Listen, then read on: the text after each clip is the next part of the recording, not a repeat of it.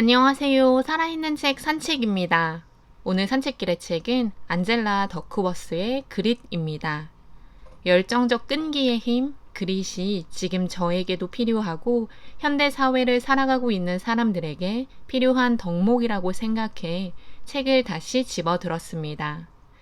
안젤라 더크워스의 테드 강연을 듣고 접했던 책인 그릿은 지금도 많은 사람들에게 통찰을 주고 있다고 개인적으로 생각합니다. 그렇기 때문에 꾸준한 스테디셀러일 텐데요. 자신의 궁극적인 목표, 달성하고자 하는 최종 목표를 위해 걸어가는 사람들이 조금만 힘들어도, 조금만 어려워도 포기한다고 합니다. 그런 사람들에게 필요한 것이 그릿이라고 합니다.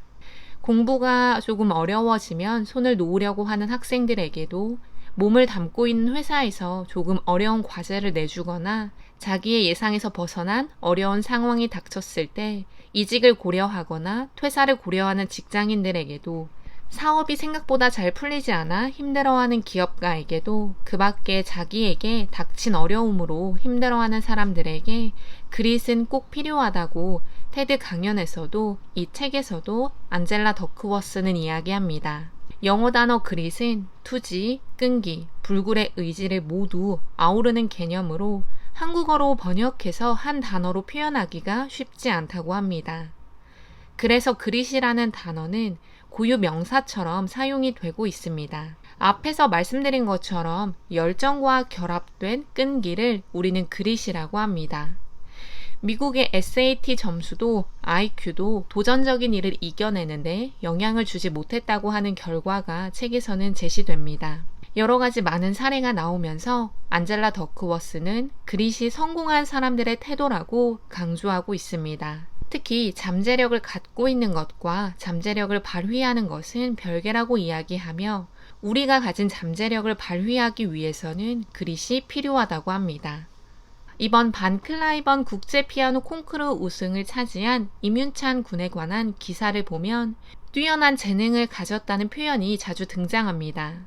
이 책을 읽으면서 임윤찬 군에게도 그릿이 있었기에 그 자리까지 올라설 수 있지 않았을까 하는 생각이 들었는데요.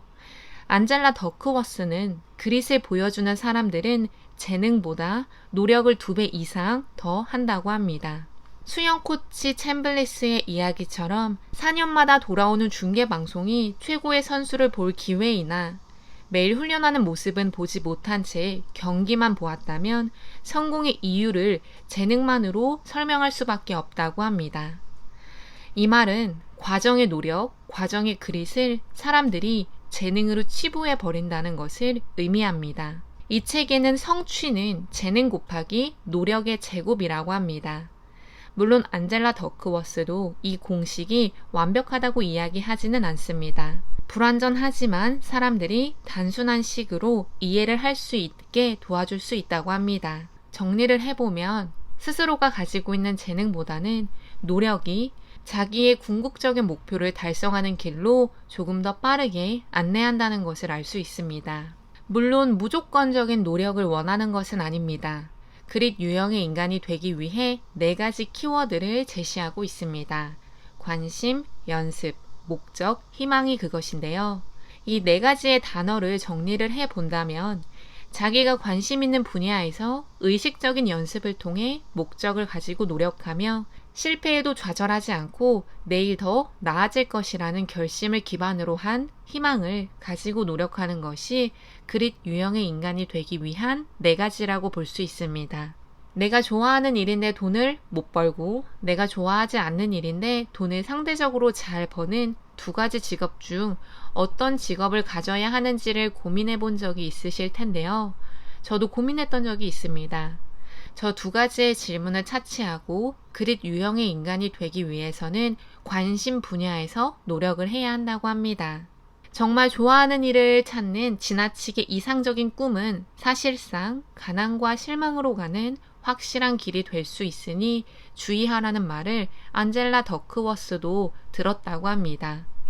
그렇기 때문에 그녀 역시 고민이 많았을 텐데요. 그럼에도 불구하고 네로라 하는 기업을 세운 사람들, 적어도 자신의 분야에서 성공을 한 사람들은 나는 내일을 사랑한다는 이야기를 공통적으로 한다고 합니다. 개인적 관심과 일치하는 일을 할 때 직업에서 훨씬 만족감을 느끼고 일이 흥미로울 때 높은 성과를 보인다고 합니다. 유명한 심리학자 윌리엄 제임스가 이야기한 것처럼 우리가 어떤 일을 시도했을 때 얼마나 좋은 결과를 얻을지는 내가 그 결정권을 쥐고 있다고 하며 열망과 열정, 우리의 관심 정도가 그 결정에 영향을 미친다는 것입니다. 열정이 관심이 밥을 먹여줄 수는 없지만 적어도 자기가 좋아하는 일을 해보라는 조언을 부정적으로는 받아들이지 말자고 저도 이야기하고 싶습니다. 제 주위 사람들을 보더라도 자기의 관심사가 무엇인지 모르겠다고 하는 사람들이 많습니다. 왜 스스로의 관심사가 무엇인지 모르는 사람들이 많을까요? 왜 자기가 즐기는 일과 직업을 일치시키지 못하는 사람들이 많은지 생각을 해보았습니다. 책에서는 관심을 느끼는 분야를 찾을 때까지 끈기가 없기 때문이라고 합니다. 좋아하는 일, 관심 있는 일이 생긴다면 그 일에 대한 열정을 지속적으로 발전시켜야 한다고 합니다. 아동기에는 너무 어리기 때문에 커서 무엇이 되고 싶은지 모르지만 대체로 싫어하는 일과 좋아하는 일은 파악할 수 있다고 합니다. 또 관심 있는 일과 좋아하는 일은 혼자서 생각만 한다고 발견되지 않는다고도 하는데요. 오히려 외부 세계와의 상호작용을 통해 발견하게 된다는 것입니다. 주위의 부모, 교사, 멘토, 친구, 여러 활동 참여 등을 통해서 관심사를 발견할 수 있다고 합니다. 우리나라 학생들 대부분이 무언가에 관심이 없다고 이야기하는 이유 중 하나가 부모들과 교사들이 공부만 하라고 이야기하기 때문이지 않을까 싶었습니다. 또 관심사를 발견한 뒤에는 오랜 시간 주도적으로 관심을 발전시켜 나가야 하는데 그렇지 못하다고 합니다. 현업을 하면서도 스스로에게 나는 무슨 생각에 자주 빠지는지, 내 마음은 어디로 향하는지, 나는 무엇에 관심이 있는지, 무엇이 나에게 가장 중요한지, 나는 어떻게 시간을 보낼 때 즐거운지, 반대로 무엇을 가장 견디기 힘든지를 질문을 해보며 나의 관심사를 꾸준히 인내심을 가지고 찾아 나가라고 합니다. 의식적인 연습을 하는 것도 그릿에 필요하다고 합니다. 1만 시간의 법칙으로 유명한 인지심리학자 안데르스 에릭슨의 연구도 이 책에서 나오는데요. 성공한 사람들, 분야를 막론하고 자신의 목표를 달성한 사람들은 의식적인 훈련, 연습을 진행했다고 합니다. 꾸준하게 연습을 했다고 합니다. 단순한 연습이 아닌 그들은 도전적인 목표를 정하고 전체 기술 중 일부에 집중하며 자신의 약점을 개선하려고 했다고 합니다. 또 아무도 보지 않을 때 연습하는 시간을 길게 가지고 자신의 수행에 관한 피드백을 받기를 원했다고 합니다. 피드백을 받은 후 그것이 끝이 아니라 그 피드백을 적용하여 반복 또 반복했다고 합니다. 17분 동안 물에서 숨을 참아 세계 신기록을 수립했던 마술사 데이비드 블레이는 울먹이며 연습과 훈련, 실험을 통해 고통을 참으며 최선을 다했다고 테드 강연에서 이야기했습니다. 우리는 얼마만큼 의식적인 훈련을 하며 내가 원하는 목표를 달성하기 위해 노력을 했는지, 노력을 하고 있는지를 자문해 보는 것이 필요합니다. 특히 의식적 연습에서 강조하고 싶었던 이야기는 루틴을 만들라는 것이었습니다. 위대한 학자들을 본다면, 지금 성공의 자리에 있다고 하는 사람들을 본다면 자신만의 일상의 의식이 있는데요. 자신만의 루틴을 만드는 것이 그릿 유형의 인간으로 가는 길 중 하나라고 저 역시 생각합니다. 세 번째, 그릿을 기르기 위해서는 높은 목적 의식이 있어야 합니다. 타인의 행복에 기여하겠다는 의도, 목적이 그릿을 기르게 한다고 합니다. 물론 자기의 행복, 스스로의 성공, 자신의 목표가 먼저인데요. 자기 중심적인 관점에서 출발해서 절제하며 연습하는 법을 배우고 결국 마지막에는 타인 중심의 목적으로 통합되는 과정을 거치게 된다고 합니다. 그릿의 전형들은 모두 자기의 일에 목적이 있다고 대답했다고 하는데요.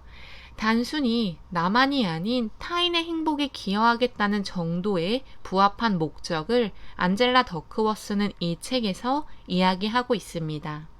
인간은 의미와 목적을 추구하도록 진화했으며 사회적인 존재이기 때문이라고도 합니다. 내가 하는 일이 사회에서 중요하다고 생각하고 자신의 궁극적인 목적이 자기가 속한 세계, 사회와 밀접하게 관련되고 있다는 생각이 그릿을 기르게 한다고도 합니다.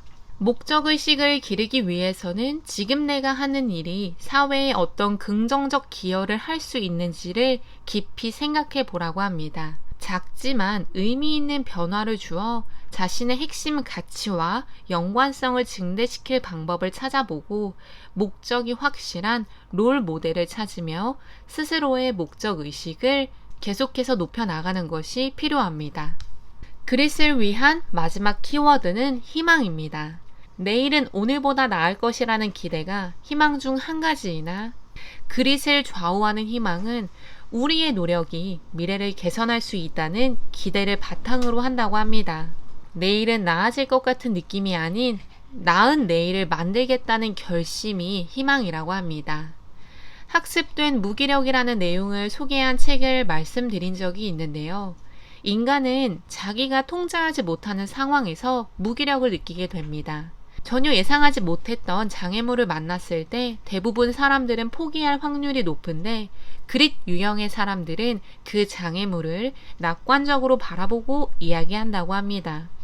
어떤 일이 생기든 거기에서 배울 점이 있다고 이야기하는 사람들의 공통점이 그릿 유형이라고 합니다. 우리의 감정과 행동을 유발하는 요인이 객관적인 사건 자체가 아니라 주관적인 해석이라는 사실을 이야기하며 그렇기 때문에 우리는 내일을 더 낫게 만들 것이라는 결심을 하는 희망으로 그릿을 길러나가야 한다고 이야기하고 있습니다.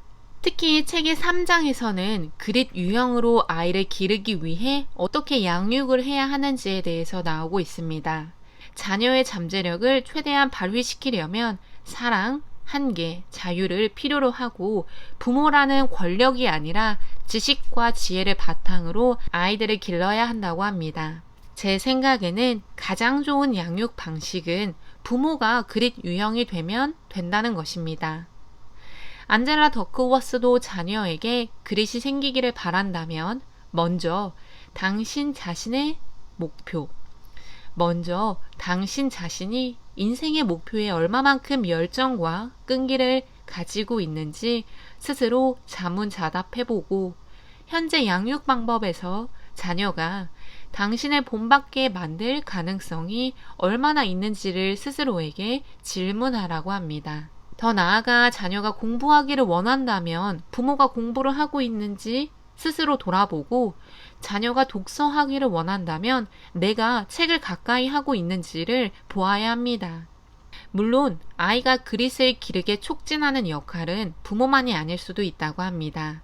교사가 될 수도 있고 멘토가 될 수도 있는 등 주위의 어른들의 역할이 그만큼 중요할 수 있다고도 말하고 있습니다. 내가 지금 끈기 있게 무언가를 열정적으로 하고 있는지를 자문해보며 그렇지 못하다면 지금부터라도 그릿을 길러야 합니다. 책에 나왔던 연구 결과 중 희소식 하나는 나이가 들수록 그릿이 길러질 가능성이 높다는 것입니다. 내가 살아오는 동안 시행착오를 겪으며 내가 관심 있는 일이 무엇인지 알고 나이를 먹어가며 분산되지 않고 자기가 할 수 있는 일을 꾸준하게 할 가능성이 높기 때문이라고 합니다. 내 삶의 최종 목표를 달성하기 위한 수단은 여러 가지가 있습니다. 그리고 여러 가지 수단을 활용하는 것이 나쁘지는 않지만 그 목표를 달성하기까지는 안젤라 더크워스가 말한 열정이 있는 끈기를 계속해서 보여주면서 수단은 바뀌더라도 목표에 달성할 수 있는 우리의 모습을 보여주어야 합니다. 오늘 산책길의 책은 그릿이었습니다. 감사합니다.